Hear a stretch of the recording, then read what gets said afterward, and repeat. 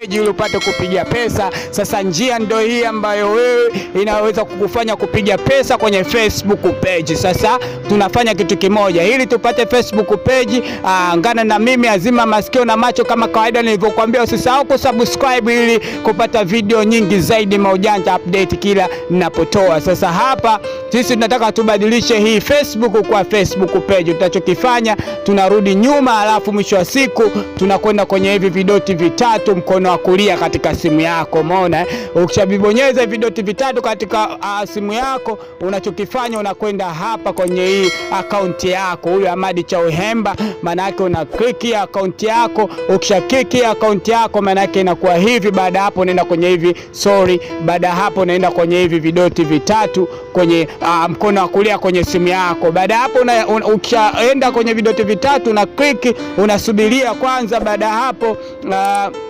unaenda chini kabisa.